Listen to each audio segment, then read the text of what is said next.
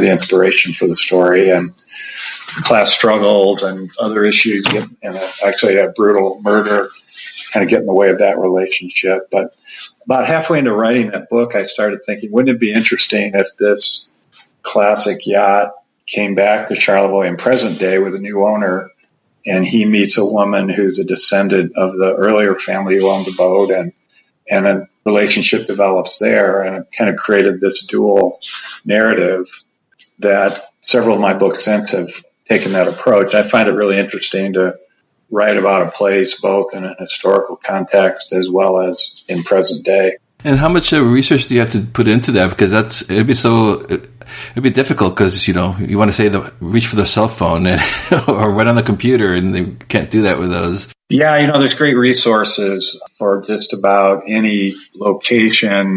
Charlevoix Historical Society has been very helpful, partnered with me over the years to dive into their files. That's where I found out so much about this boat. What the town of Charlevoix was like back in the 1930s and 40s when my story is set. The internet has all kinds of resources for that. Really the same with Graydon Beach back during the 1920s. The storyline of my last three books, though, began with the nugget of an idea that centered around the Civil War. I came across the fact, I was thinking about writing the story about the last soldier to die in the Civil War. It just came to me one day. And as I was doing that research, I found out that there was a battle fought 6 weeks after the war actually ended. The Civil War actually ended 1865, and there was the treaty had been signed at Appomattox, and everybody was going home. But there was a Union outpost on Brazos Island, Texas, just offshore from the Rio Grande River and the Mexico border, with a Union Army officer, colonel down there, who had kind of been sent there to keep him out of trouble, even though he was a West Point grad. He apparently wasn't a very good officer, so they put him down there just so he couldn't do any damage. This is a true story from the research that I've done. And he commanded about 300 soldiers on this remote outpost to kind of keep an eye on the Rio Grande harbor or entry to the river. And the war ended, and he had nothing on his resume and felt that he needed to create a reason to go attack the Confederate garrison in Brownsville, about 10 miles away. And he did that not knowing that one of the Confederate Army's best battle commanders was there, knew he was coming, and terribly unfortunate battle. A lot of people were killed and injured, and the Union Army was defeated in that battle and went home with their tail between their legs. Just kind of a very, very interesting story. So I decided to create a fictional story about an officer who becomes an unintended victim of that. He's blamed for the Union failure. His life is ruined. Kills a Confederate officer in that battle, and a year or so later feels he needs to return to South Carolina to deliver a letter to the widow of that Confederate officer that he found on his body.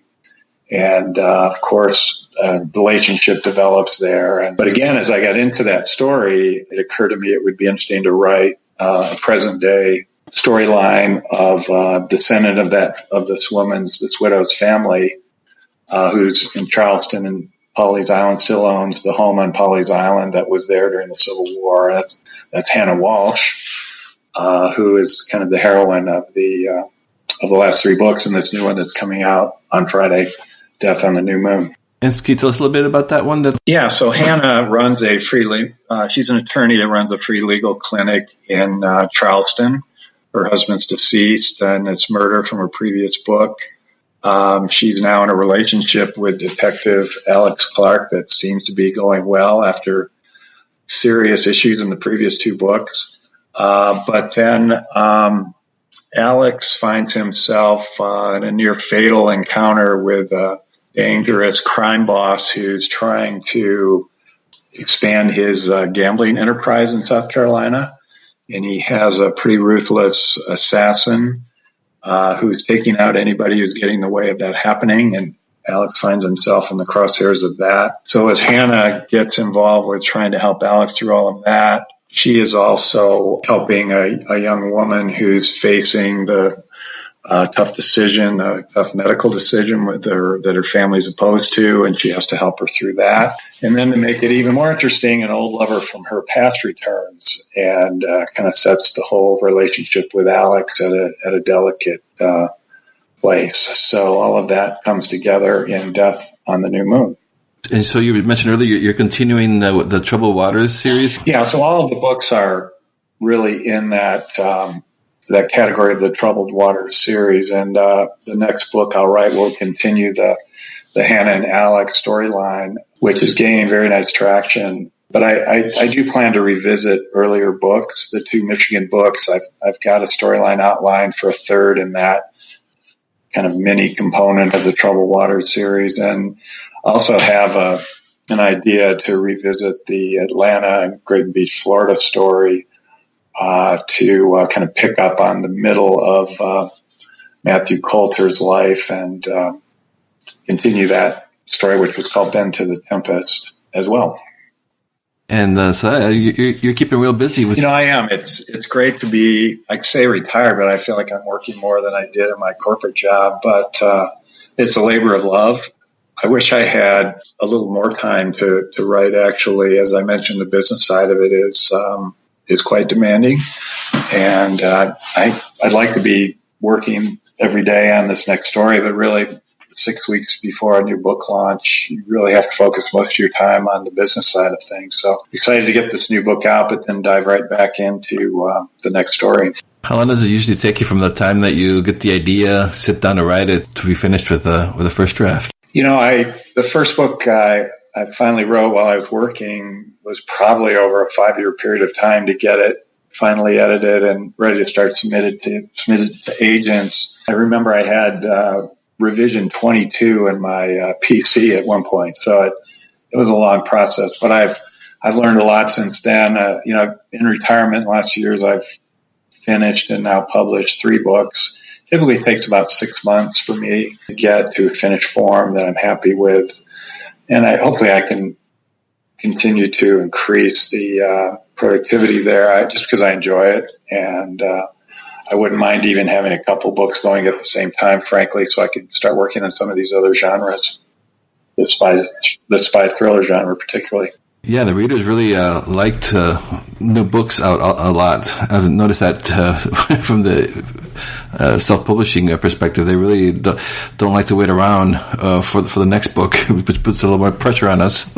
No, there's some very prolific authors out there. I look at the series that are coming out, and with the distribution like Kindle Unlimited, where people can download books and just read all night long, and then want to read the next one tomorrow. A lot of authors are trying to put out 10, 12 books a year. That's a big task. Yeah. Are you Kindle Unlimited or are you wide? I have both, actually. My earlier books are in wide distribution through Ingram and Amazon and Drafted Digital, so that they're out to Kobo and Barnes & Noble and such. These last 3 books I've been exclusive on Amazon, and it's been very good experience. You don't have to do that forever. It's the good thing about it. You can take the books wide after a while and expand distribution, but there are some great advantages to the Amazon platform.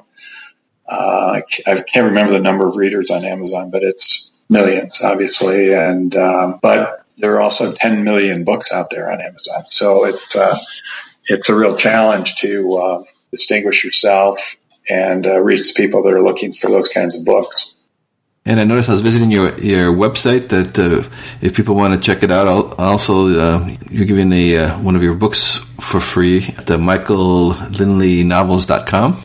Yeah, that's correct. Yeah, I found after that book was out for a number of years that it was a great way to put out on Amazon for free and on my website for free to introduce new readers to my work. And it's in that respect, it's become number one on the Amazon platform for free downloads on numerous occasions for mystery, thriller, and historical mysteries and thrillers. There's a number of categories that it's been number one. And then my more recent book, the first in the Hannah and Alex series. Recently reached number one on Amazon. Where a similar promotion offered it Amazon platform free for 5 days in advance of this new book coming out, and there were over, I want to say, close to 6,000 downloads a week. That hopefully those people are all anxiously anticipating my new book this week. So they have great tools like that help you reach out to a new audience. And where else can the readers find you? You got your website, obviously, but you're also on social media? I am, yeah. I have a Michael Lindley Novels Facebook and Instagram and Twitter under the username Michael Lindley Novels. I have a blog that I publish usually about monthly that gets fed out to my website, as well as those social media platforms that has updates on my books. But I also profile other authors that I enjoy reading. I done a whole series of great international thrillers. If you're traveling overseas, take Donna Leone, if you're going to Venice, Italy, for example. So it's fun to write about other authors. Recently did a profile and review of Rachel Kane, who writes terrific, gripping thrillers, the Stillhouse Lake series. And I reached out to Rachel to see if she would like to put a quote in the blog that I wrote, and she sent a nice piece to insert into my blog and offered to give away some signed copies of her books. So it's really been fun to partner with authors like that and help bring more attention to other writers that are in similar genres. Yeah, I see a lot about Rachel Kane on her book series, but I haven't read her books yet. It's been on my big to read pile on my Kindle. Yes, the Rachel Kane, it's a Stillhouse Lake series, a woman who finds out her husband is a serial killer, and she is implicated in numerous deaths and has to flee with her family. They're really fascinating stories, very well written. But you asked about where to find my books. Mm-hmm. I'm also, the first 3 books are distributed through Ingram distributors, so they're available at all bookstores to be ordered. More local bookstores where I live and visit typically have them in stock, but they can be ordered at any bookstores around Kobo, BarnesandNoble.com, and such. Okay, well, Michael, I'm not going to take too much of your time. Just to let listeners know, by the time you listen to this, his latest book, Death on the New Moon, will be out. And so I want to thank you so much for coming on to the podcast and talking about your novels and your work. It's been a lot of fun talking to you. Yes, likewise. Thank you, Alan. I appreciate the time. Thanks for listening to the Meet the Thriller Author podcast.